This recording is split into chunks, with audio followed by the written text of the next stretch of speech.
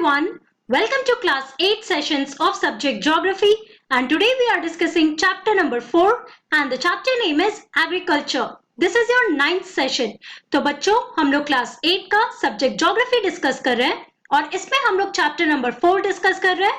Chapter का नाम है agriculture और ये आपका 9th सेशन है. So let's start with it. तो बच्चों एक बार ब्रीफ रिकैप कर लेते हैं कि लास्ट क्लास में हम लोगों ने क्या क्या कंप्लीट कर लिया था and after that we will continue with our discussion. Okay, so in our last class we were talking about the major crops, right? और हमने ये टॉपिक कंप्लीट कर लिया था. तो इसमें हम लोगों ने लास्ट क्लास में डिस्कस किया था जूट के बारे में. Then we talked about coffee and at last we talked about tea plantations, right? और हम लोगों ने क्या देखा था कि what are the basic requirements for the growing of jute, coffee and tea और कौन-कौन से regions में इनको produce या grow किया जाता है. ओके तो इसी तरह हमारा जो ये टॉपिक था मेजर क्रॉप्स का, इसको हमने कंप्लीट कर लिया by discussing about the major crops that are grown और that are produced all over the world. Okay then we talked about agricultural development. So basically बच्चों ये एग्रीकल्चरल डेवलपमेंट क्या होता है? So it refers to the measures that are taken in order to increase the farm production. Okay, और ये क्यों किया जाता है? So to meet the demands of the increasing population. तो ये मैंने आपको बताया था कि आज के डेट में आप देखोगे so all over the world the population is increasing. अब population increase कर रहा है तो obviously they will need food. Right तो उसके लिए जो फार्म प्रोडक्शन है उसको भी इंक्रीज करना पड़ेगा. तो कौन कौन से मेजर्स लिए जाने चाहिए? तो उसमें हम लोगों ने कुछ इंपॉर्टेंट मेजर्स के बारे में बात किया था. How we can attain that aim of increasing the farm production so that we can meet the requirements of the increasing population or the demands of the increasing population. तो उसमें हमने देखा था we can increase the cropped area कि जो cultivated area बच्चों उसको हम लोग increase कर सकते हैं. Apart from that we can improve the irrigation facilities. Then we also talked about on how we can improve or how we can use high yielding variety of crops. Okay, then we also talked about different measures जो हम लोग agricultural techniques में ले सकते हैं. Right उसके बाद हम लोग बात कर रहे हैं अबाउट दी पॉपुलेटेड रीजन्स कि अगर हम डेवलपिंग कंट्रीज की बात करते हैं बच्चों तो वहां पे कौन सा एग्रीकल्चर प्रैक्टिस किया जाता है? वहां पे इंटेंसिव एग्रीकल्चर प्रैक्टिस किया जाता है बिकॉज जो भी डेवलपिंग कंट्रीज है they are thickly populated regions. और ये हम लोगों ने सबसिस्टेंस एग्रीकल्चर में पढ़ा था कि बेसिकली इसको स्मॉल होल्डिंग ऑफ लैंड में प्रैक्टिस किया जाता है right in order to meet the families requirement. Okay तो बेसिकली ये सारे इंपॉर्टेंट पॉइंट्स हैं जो हम लोगों ने लास्ट क्लास में कवर किया था. Now in today's class we are going to continue the topic of agriculture development और आज की क्लास में हम लोग केस स्टडी देखने वाले हैं. We are going to talk about a farm of in our country India. Here we are going to talk about a farmer. Okay so basically एक इंपॉर्टेंट पॉइंट जो मैंने लास्ट क्लास में आपको नहीं बताया था एग्रीकल्चरल डेवलपमेंट का वो यहाँ पे हम लोग देखते हैं. So large holdings are more suitable for commercial agriculture as in USA, Canada and Australia. So last class में आप लोगों ने intensive subsistence agriculture के बारे में पढ़ा that is practiced in the developing countries जहाँ पे population बहुत ज्यादा होता है. ओके और अगर हम लोग लार्जर होल्डिंग्स की बात कर रहे हैं कहने का क्या मतलब है जहाँ पे बहुत ही बड़े बड़े एरियाज है बहुत बड़े बड़े लार्ज फार्म्स है बच्चों. So they are suitable for what? They are suitable for commercial agriculture. और आप लोगों ने कमर्शियल एग्रीकल्चर के बारे में पढ़ा था. तो कमर्शियल एग्रीकल्चर क्यों किया जाता है? दैट इज डन मेनली और solely for the purpose of selling in the market कि जो भी क्रॉप्स ग्रो किए जाते हैं कमर्शियल एग्रीकल्चर में उसको मार्केट में सेल किया जाता है. ओके सेल किया जाता है. सो यहाँ पे आप देखो कि ये जो लार्जर होल्डिंग्स है बच्चों ये कौन कौन से एरियाज में होते हैं. सो यूएसए, कनाडा एंड ऑस्ट्रेलिया ये तीन मेजर कंट्रीज है बच्चों जहां पे आपको लार्जर होल्डिंग्स मिलेंगे बड़े बड़े फार्म्स मिलेंगे जहां पे कमर्शियल एग्रीकल्चर प्रैक्टिस किया जाता है as you can see in the picture also. Okay so basically अब हम लोग इंटेंसिव सबसिस्टेंस एग्रीकल्चर के बारे में पढ़े कमर्शियल एग्रीकल्चर के बारे में पढ़े और इन दोनों में हमने देखा कि low level of technology and high level of technology use किया जाता है. राइट सो यहाँ पर हम लोग देखने वाले हैं by discussing the two case studies. तो आज की क्लास में हम लोग डिस्कस करने वाले हैं about a farm in India. So यहाँ पे केस स्टडी में बच्चों हम लोग एक फार्मर के बारे में पढ़ने वाले हैं. तो क्लास 6 और क्लास 7 में भी आप लोगों ने फार्मर्स के बारे में पढ़ा है और आपको ये तो पता ही होगा कि अगर हम अपने कंट्री इंडिया की बात कर रहे हैं तो और विलेजेस की बात कर रहे हैं तो यहाँ पे वेराइटी ऑफ फार्मर्स होते हैं. कुछ फार्मर्स बहुत ही पुअर होते हैं बच्चों जो दूसरे के एग्रीकल्चर लैंड में एग्रीकल्चरल एक्टिविटीज परफॉर्म करते हैं। लेकिन कुछ ऐसे फार्मर्स होते हैं बच्चों जिनके पास बड़े बड़े लैंड होते हैं एंड दे एम्प्लॉय, ओके, मतलब वो दूसरे फार्मर्स को अपने लैंड पे उनसे काम करवाते हैं। सो बेसिकली यहाँ पर हम देखते हैं एक फार्मर के बारे में जिसका नाम है मुन्ना लाल। अब वो कौन कौन से काम अपने लैंड पे करता है उसके बारे में हम लोग समझने की कोशिश करते हैं। So let us discuss this case study, that is a farm in India.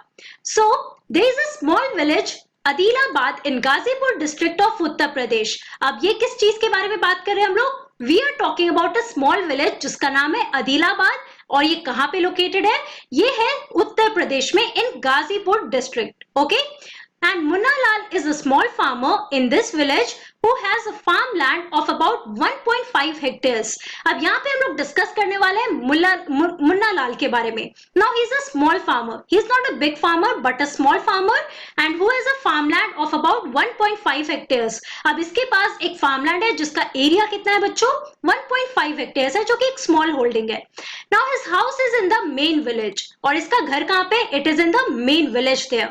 अब ये किस तरीके से यहाँ पे एग्रीकल्चरल एक्टिविटीज करता है उसके बारे में हम लोग यहाँ पर समझते हैं।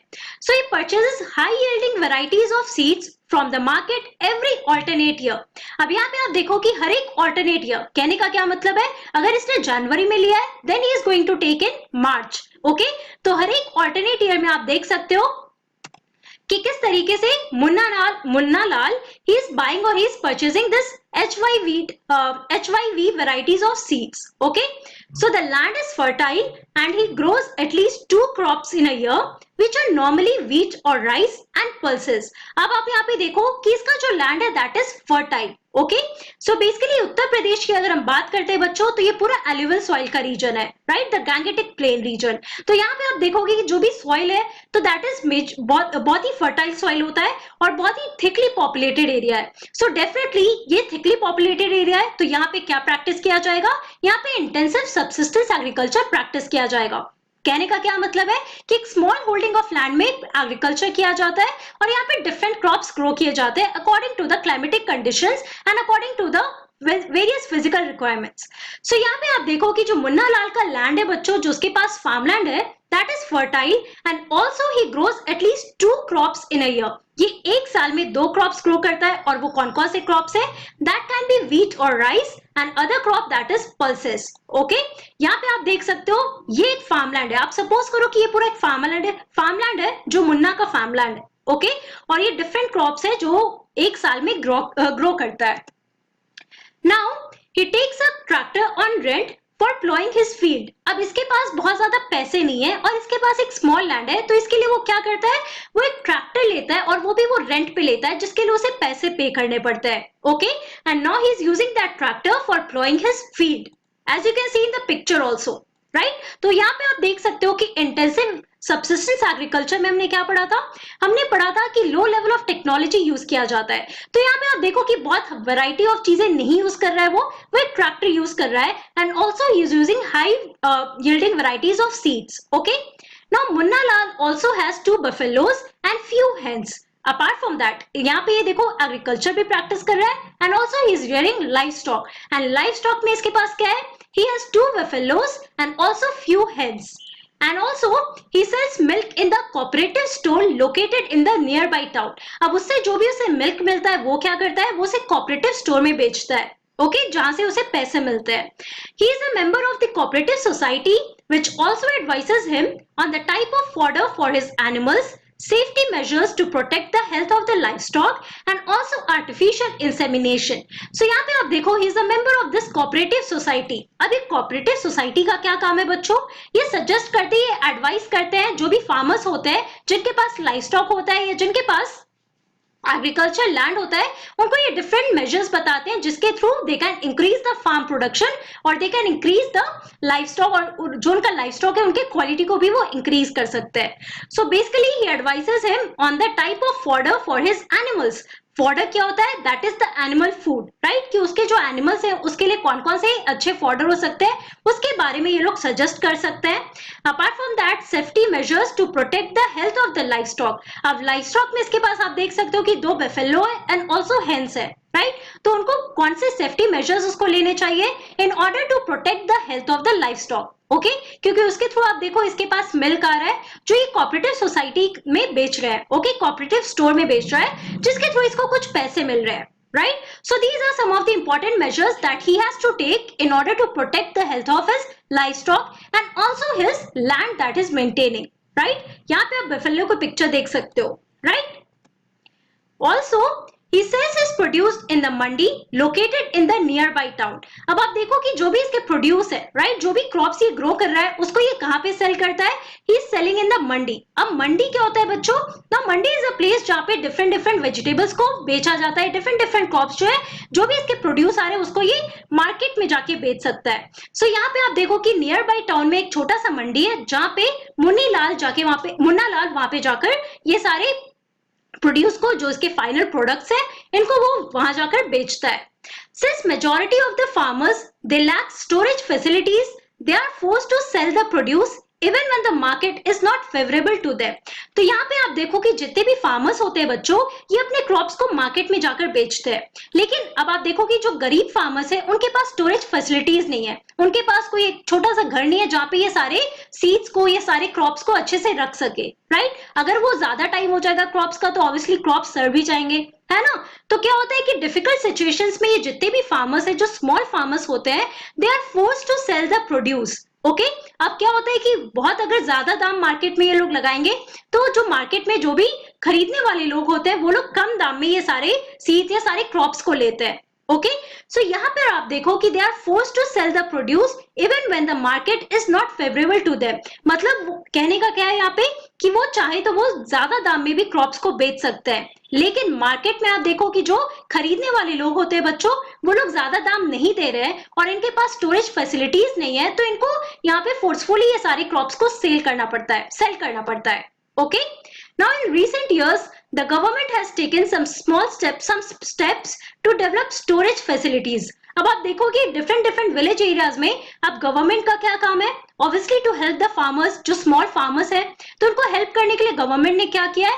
दे have taken some measures in order to develop storage facilities in the villages. अब विलेजेस में जहाँ पे स्मॉल फार्मर्स के पास स्टोरेज फैसिलिटीज नहीं है और इनको फोर्सफुली वो सारी क्रॉप्स को सेल करना पड़ता है एंड स्मॉल रेट या छोटे रेट पे उनको बेचना पड़ता है ना? सो बेसिकली गवर्नमेंट ने कुछ इंपॉर्टेंट मेजर्स लिए हैं जिसके थ्रू जितने भी फार्मर्स हैं जिनके पास स्टोरेज फैसिलिटीज नहीं है वहां पे आप देखोगे कि उनके पास थोड़े थोड़े फैसिलिटीज प्रोवाइड किए जा रहे हैं so that they can maintain their crops और उसके बाद वो लोग एक ज्यादा रेट पे मार्केट में बेच सकते हैं ताकि उनका भी नुकसान ना हो. Okay so these are some of the important points that you have to understand here while we are talking about the case study of a farm in India. तो यहाँ पे हम लोगों ने बात किया है बेसिकली इंटेंसिव सब्सिस्टेंस एग्रीकल्चर के बारे में that is done on a small holding of land. Okay तो यहाँ पे आपने केस स्टडी में देखा मुन्ना लाल के बारे में जिसके पास एक स्मॉल लैंड है जहाँ पे वो एक साल में 2 क्रॉप्स ग्रो करता है that is basically wheat or rice and pulses, and also he buys HYV seeds that is high yielding variety seeds every alternate year, right? और उसके अलावा इसके पास लाइव स्टॉक भी है जिसमें इसके पास बफेलोस और हेंस है. लाइकवाइज अगर हम बाकी फार्मर्स की बात कर रहे हैं बच्चों तो इंडिया में वैरायटी ऑफ फार्मर्स है. कुछ रिच फार्मर्स होते हैं, कुछ स्मॉल फार्मर्स होते हैं. तो जो स्मॉल फार्मर्स होते हैं बच्चों वो लोग इंटेंसिव सब्सिस्टेंस एग्रीकल्चर करते हैं, राइट? सो बेसिकली ये लोग क्या करते हैं कि अगर इनके पास जो भी प्रोड्यूस है कुछ प्रोड्यूस को ये मार्केट में बेचते हैं और कुछ प्रोड्यूस जो है ये अपने पास रखते हैं that is enough to meet the requirements of their own family. Okay तो बच्चों आज की क्लास में हम लोगों ने क्या बात किया है? In today's class we discussed about a farm land in India जिसमें हम लोगों ने मुन्ना लाल का केस देखा है जो भी मैंने आपको डिटेल में बताया, right? Now in our next class we are going to talk about a farm land in USA और हम इन दोनों के बारे में कंपेयर करके देखने वाले हैं कि एक फार्म लैंड अगर इंडिया की बात कर रहे हैं, एक स्मॉल विलेज की बात कर रहे हैं, how is it different from the farm in USA. Okay so that's all for today. Thank you very much. Have a nice day.